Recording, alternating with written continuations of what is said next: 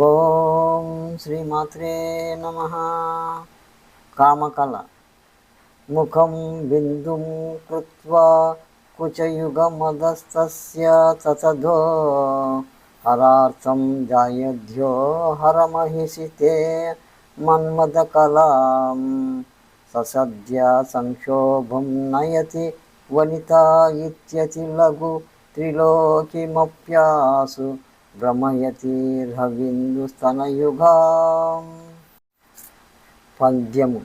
ఇందు బింబాననము బిందువందు నిలిపి కుంభి కుంభస్తనయుగంబు గూర్చి దిగువ మనసిజ గృహమతో భాగమున లిఖించి భగవతి కామబీజ జపమునర్చు సాధకుడు తాను తలచిన చపల నేత్ర చిత్త సంక్షోభం అందించు శీఘ్రగతిని స్తనయుగంబుగా రవి శశి ద్వయంబు దాల్చి శ్రీ మహామూర్తి వలె ప్రకాశించుచుండు జగమును ఒకసారి మోహపెట్టునమ్మ వాడు నీదు కుకావలంబు చేత పార్వతీదేవి ఓ మదంబా భవాని.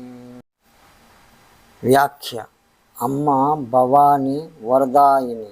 భక్తుడు కామిని మానస సక్తుడై నిన్ను వేడుకుంటే చక్కగా కరుణిస్తావు. అతడు 3 లోకాలను ఏక స్త్రీ మూర్తిగా ఊహ చేస్తాడు. సూర్యచంద్రులనే చనువగా భావన చేస్తాడు. ముఖస్థానంలో బిందు కల్పన చేసి దిగువ స్తనయుగం చిత్రించి దానికి దిగువ త్రికోణం లిఖించి అందు కామ బీజాక్షరాల నుంచి అరుణను ధ్యానం చేస్తాడు. అప్పుడు నీ మహిమ వలన వాడు 3 లోకాలను వశం చేసుకుంటాడు.